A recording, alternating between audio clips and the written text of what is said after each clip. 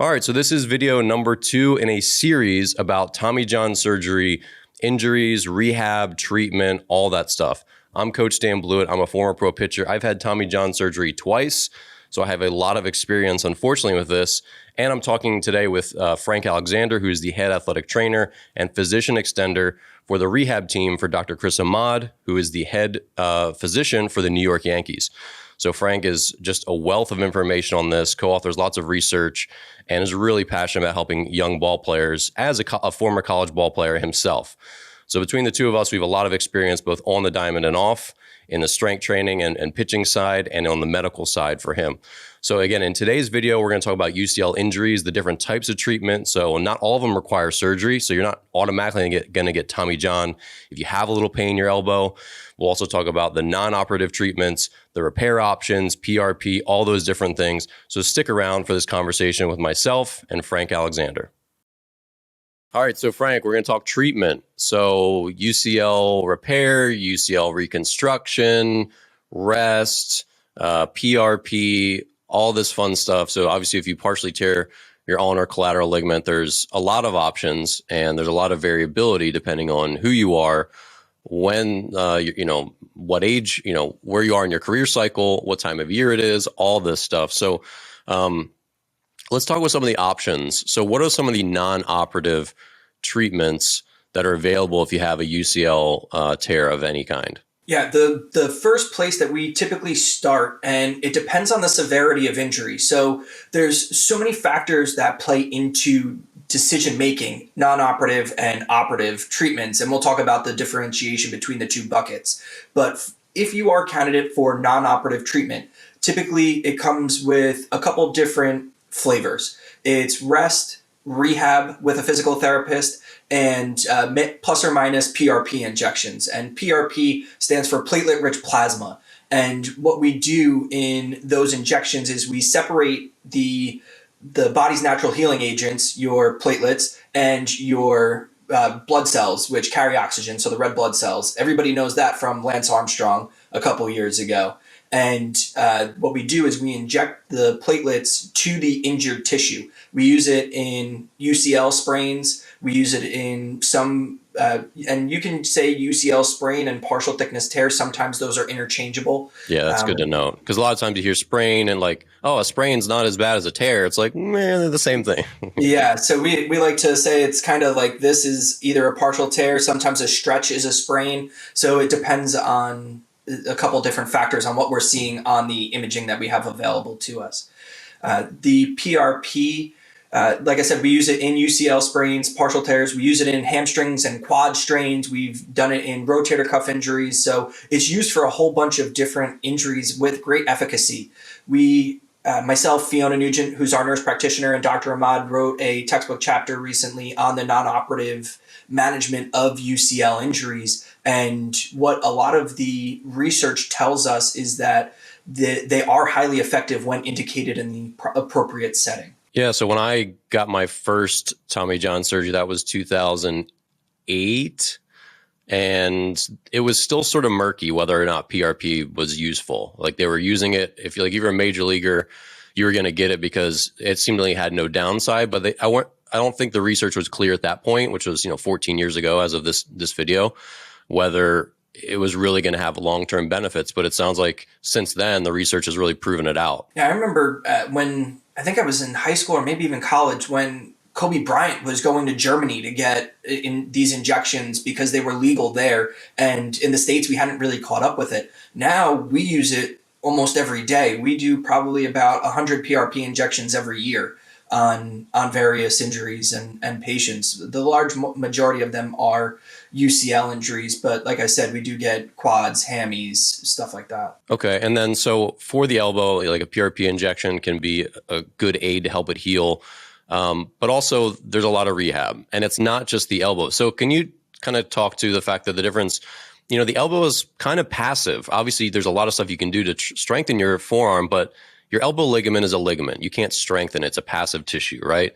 And so a lot of the rehab goes to the shoulder. Can you explain why that's the case? Because it's counterintuitive for people when they're like, oh, my elbow hurts. why are you giving me a 45-minute shoulder workout? Yeah, and a lot of our rehab is geared towards not just the shoulder, but the core, the hips, and the lower extremities as well. I always tell kids in the office, when you listen to any major league broadcast, whoever the starting pitcher is, they're towing the rubber. They're not shouldering the rubber while they might feel like they have this burden on them, but they're towing the rubber. So we're looking at everything from the ground up. And that is the first place that we start with our assessment of athletes. So any intricacies, any deficiencies that we see, maybe your land hip or land leg isn't internally rotating as well as it should. Then we're going to work on that as well in a rehab setting. When we do non-operative treatment, the timeline is 6 weeks of no throw in the majority of situations. There are nuances and intricacies within everybody. So I'm going to say broadly 6 week shutdown and then 6 week ramp up of throwing. In those initial 6 weeks, you are recovering. Whether we're giving you injections or maybe it's just rest and rehab, it's shut down from throwing and it is get in the gym, get your lower body strong, work on your core, work on your shoulder endurance. We have a UCL return to throwing assessment that we give to all of our guys. And a lot of it is, when I say plyo ball, it's just a weighted ball. I'm not talking about any specific brands or anything, but it's a plyo ball up against a wall and you're doing wall taps like this and for speed, for endurance. And it is, some guys use it as their pre-throw warm-up. It's something that we use in a rehab setting to get you ready to throw, because if you can't do that in a controlled setting, how are you going to be ready to throw?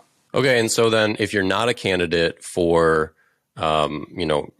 just regular rehab and you don't need surgery, what makes you a UCL surgery candidate, and then what are the options there? So to be a candidate for UCL surgery, this is not the good kind of candidacy, by the way. It's like, yay, I made it through here. No, unfortunately, exactly. Bad candidacy. Yeah, you don't want to be running in this race, unfortunately. And but the public perception of UCL injuries, and Dr. Ma did the study. I was in college. I think it came out in 2008. It was called the public perception of UCL injuries, and over 50% of parents at that time thought that you needed surgery for performance enhancement, not because you had an injury. So this is in the absence of what we call pathology or injury. So you have to have some level of injury to your UCL. Now, sometimes it may not actually show on MRI scan that your UCL is insufficient or not working. We do that with a dynamic ultrasound in the office, and we actually put the ultrasound probe on your elbow. It's very similar to like a pregnancy ultrasound. Put that right on the elbow and watch the ulnohumeral joint. That's the joint that the UCL is responsible for protecting and keeping stable. If that opens up, then we know that you have injured your UCL, even though it's not apparent on MRI. And I say it's not apparent on MRI because you're looking at static images in a sequence on an MRI scan. You're not moving in an MRI. So it could be that if your elbow is fully straight, it's not showing that your elbow's torn, but when you flex it, it is. So that's one little intricacy in kind of deciding on, is your ligament injured? So real quick, can you talk about the difference between MRIs? Obviously, I know there's one called MRI arthrogram where they inject dye into your elbow. It makes it a little bit easier, I think, for the radiologist to read it, versus a regular MRI. Is like speaking up and specifying that important, or will your doctor always just choose the one that's most appropriate? I've heard conflicting reports in the past, and I know my second surgery, I spoke up and I sort of insisted on arthrogram. He said, we do that anyway. You don't need to speak up about that. But, hearing through the grapevine of what different players do and different doctors do, what's the difference in those MRIs? And is it important to sort of vouch for yourself there? With an MRI scan, it shows us the gray areas. And sometimes we want to see the gray areas. An arthrogram when you inject dye in there, it makes everything black and white. So sometimes you may need that. We typically do arthrograms in somebody that either doesn't have anything on a plain MR and now they failed non-operative treatment, or in a revision setting where they've already had UCL surgery and now we want to figure out, is there something that we're not really seeing in those gray areas on an MRI? Okay, and then there's full thickness tears and there's partial thickness tears. what's the difference and when is one indicated for surgery and one not? So the difference in the tearing, it depends on the location of the tear as well. So I've seen partial thickness tears in the mid substance of the ligament, so the middle of the ligament, that need Tommy John surgery. And I've seen full thickness tears on the insertion and the attachment sites of the UCL that can be a repair. So those are the two different buckets of within surgical options. You have the UCL repair. It's also called the primary repair with internal brace. There's a couple different names that are being used. And then you have Tommy John surgery or UCL reconstruction.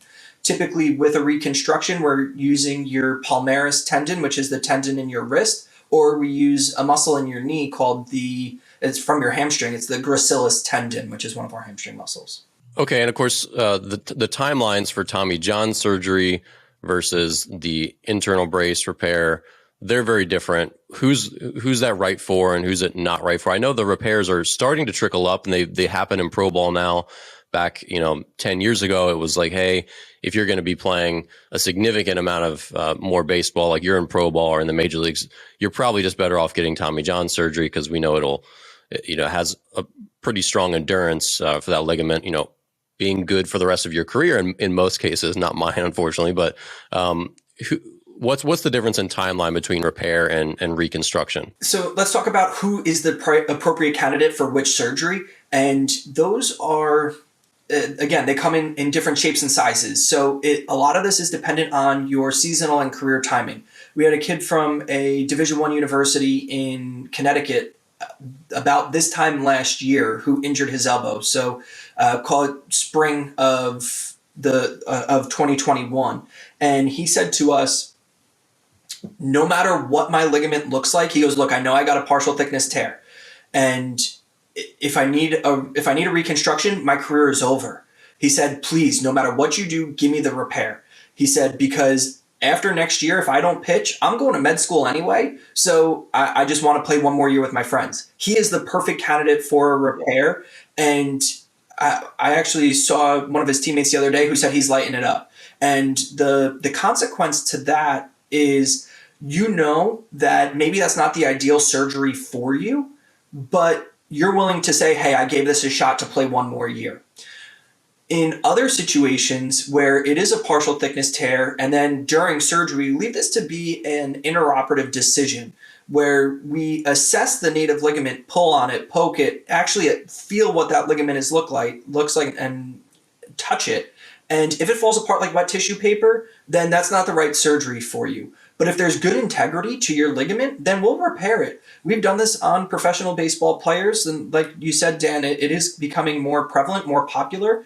Believe it or not, when Dr. Jobe first invented Tommy John surgery, he was doing repairs back in the 70s and 80s, but it didn't really gain popularity. It came back in the early 2000s, and it had similar success rates to Tommy John surgery, but it just never really caught traction until recently in the early 2010s, where the construct has really the technology we have today really has made it a real good option for players. And like I said, it's a seasonal career timing thing for the player, and it's a discussion to have with their parents as well, because if they say, I know that this will not last me my career, and they're at peace with it, then we'll do it. We'll make it as strong as humanly possible.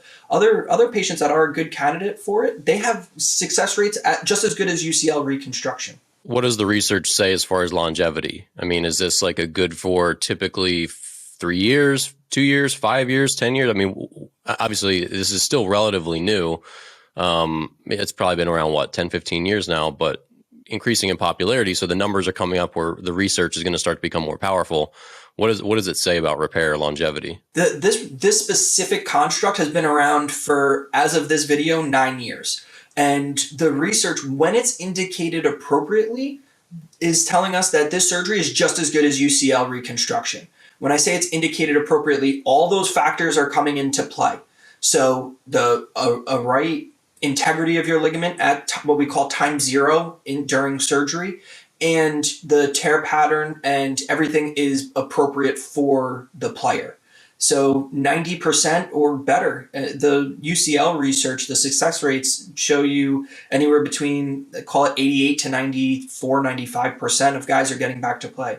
Unfortunately, you don't hear about the 10 to 15 that don't. So it could be like if you're a big time high school recruit and you're going to go play some big time college baseball and then hopefully play some pro ball, it's not to say that the repair couldn't be still just as good of a solution.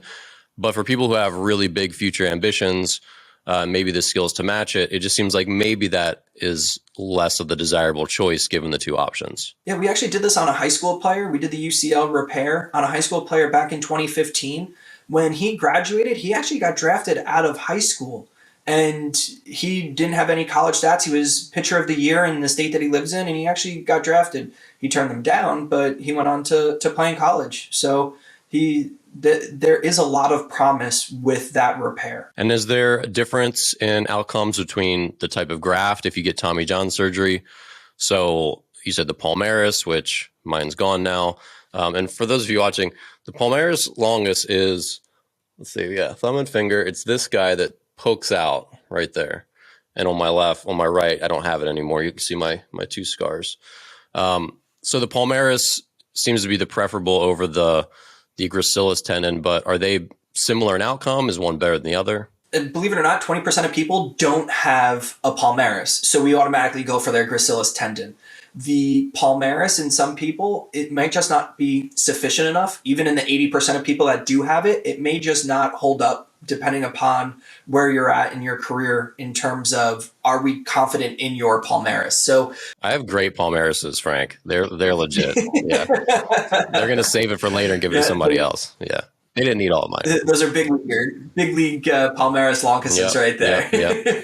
So there's a percentage that people have it in both arms, and then in some of the population they have it in one but not the other, and then some people don't have it at all. That's right? Yeah, so we actually did this just the other day on a kid who he didn't have it. It was his right elbow that he injured. He didn't have his palmaris on his right side. He had it on his left. To do, and this is, every surgeon has their own preference. You're already insulting one arm. We don't want to insult the other arm too. Two braces, so it's hard.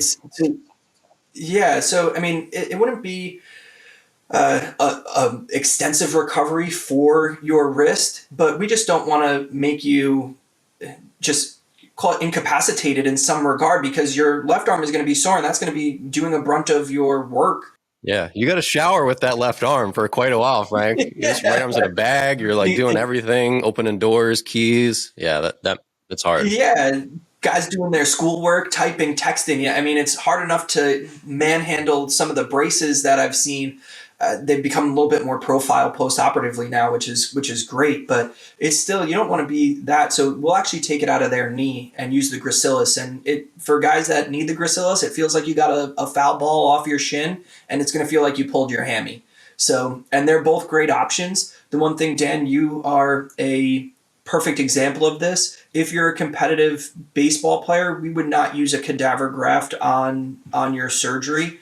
It's just the failure rates are unfortunately high, and it's somebody else's tissue that it's been irradiated, it's been frozen. It's just not a tissue that would be able to withstand over a prolonged career. Yeah, and my first surgery was with an allograft from a cadaver, and like I said, I did go to a prominent team doctor who said that he had tremendous success rates with it. I was in the minority, and it sounds like over time that's proven to be less true, that the allografts are not as successful. So as we start to wrap up here, what is the actual timeline? So if you get non-operative treatment, how long do you expect to be resting? How long is your return to throwing protocol? And then when are you back on a mound in a game? And then we'll do the same for repair and for reconstruction. So with PRP injections, and this is just a broad overview, broad blanket statement, usually it's 6 weeks of shutdown, rest, rehab, PRP injections, and then 6 weeks of a flat ground throwing program. When I say flat ground throwing program, I mean 45, 60, 75, 90, 120 feet, and then we get you back on the mound. So 6 weeks down, 6 weeks up, that's 3 months. Plus, I would say about another month before you're back in a game. So you're looking between 3 and 4 months. For position players, you're back around 3 months. Pitchers, a month longer because we got to get you built up on the mound. So yeah, I think that's shocking for a lot of people because that will for sure wipe out an entire season no matter when it happens. And that happened to me. I hurt my elbow at my second partial tear my junior year in college. And it was like early-ish in the season. It was like mid-March, done for the year and 8 into my summer season. So people just have to understand that you can't rush the rehab. You can't rush back. Like your arm needs to rest. And like that 6 weeks stuff doesn't heal in 3 weeks. Not like legitimate, injuries to your body. Even though it's only a partial tear, it's a legitimate injury. And then you need a nice slow progression back. And so this is something just to be prepared for mentally, minimum 4 months. And at that 4 months, like you might not be very sharp and you might not be a big contributor. That's a big thing too. Like just because you finish your bullpens doesn't mean you're about to go out there and throw 6 nasty innings and be dicing people up because that's not reality either. Right. So it's important just to temper your expectations. Unfortunately, it's going to be a third of your year, if not half of your year, coming back from even just a partial tear. It's one of those things, and that's just a blanket statement. There are different, again, as we're gonna see a recurring theme here that not everybody is going to be treated the same way. That is just a blanket kind of statement, and some guys can get back a little bit sooner. Again, it depends on so many different factors. So repair. What's the timeline like on the repair? I'm just going to compare repair and reconstruction together really quickly because the immediate first couple days, couple weeks of rehab are identical. So you're in a brace for a total of 6 weeks following both of those surgeries. And but the difference there is that for repair, you're usually throwing around 2.5, 3 months. So somewhere between 10 and 12 weeks before we get a ball in your hand and you're playing catch on the flat ground. Again, that's just the progressive distances building you out to about 120 feet. In our practice, we're not huge fans of going beyond that unless there's a reason to long toss. But so 2.5 to 3 months. So let's call it 3 months of downtime, 3 months of being built up. And then again, another 6 weeks or so. So we say the timeline for repair is somewhere between 6 and 8 months. Again, position players make it back sooner than pitchers. For reconstructions, it's 4.5 months of downtime. That's sometimes we'll go to we'll go as long as 5.5 months, depending upon seasonal timing. If they got hurt in mid-season and you're already compromising next year, maybe we'll take things a little bit slower. So maybe we wait until 5 months before you start throwing again. But we'll just use general timelines. 4.5 months of downtime, rest, rehab, recovery. 4.5 months of building back up. So that puts you at 9 months. And then 3 months on the mound. That gets you back in around the 1 year anniversary.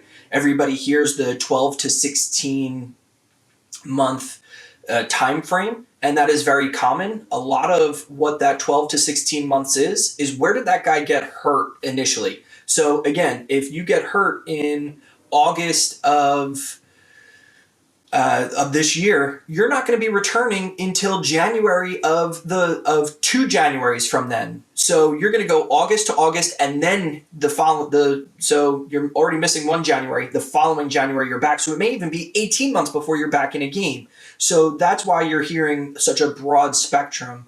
And then Dan, you brought up a good point about revision surgeries. We're really slow with those, and that's usually somewhere between 16 and 18 months. The timing is important. Like both of my surgeries were in August. I think my first one was like August 7th and the second was August 25th. So, in college, like I was leaving college and then I was in pro ball for my second one. At the year mark, if your surgery is middle of August, that's the end of the season, It's like, so then you're like, okay, maybe I could pitch for 2 weeks and you're like fresh. So it's like 1 inning in the first week and 1 inning. So you're just like, no, this year's a wrap too. So like you said, depending on the timing of it, it can definitely be a solid 2 years. For me, it was both. I missed the rest of that season and the entire next season just because of the timing, because I had 2 August surgeries. Obviously, everyone is different, like you said, and some people do come back fast. Like I remember Steven Strasburg was like pitching in the big leagues on TV like at 12 months, and he's been good since then, right? He's not without his a little bit of bang up here and there, but he's been healthy, right? Successful pitcher, and like 12 months in games. Other guys never come back. Other players takes longer. So it really is a big sliding scale. It's hard to know what bucket you're going to fall into. And that's why you just have to trust the process, take your time, and know that this is my journey, not anyone else's journey. And 12 months is, maybe a median or an average or whatever, but we don't know what my number is going to be until you get there. And you'll have setbacks too. I had setbacks on both, which we'll talk more about in the coming videos as we really get into the rehab and the specifics of all that. So, treatment and figuring out what the future holds is a big mystery. But again, we have a good idea of what people have done this in the past, what milestones and checkpoints you'll generally hit. All right, thanks again for watching. As always, I will link in the description below to all relevant Tommy John videos that I've filmed, video 1 from this series and all the subsequent videos in this series with Frank Alexander. You can follow up with him in the links below as well. And again, if you have any comments or questions, feel free to leave them. I'll respond as best I can. And if there's something that you leave for Frank, I'll be sure to notify him so that he can follow up as well. Thanks again for watching, and we'll see you in the next video.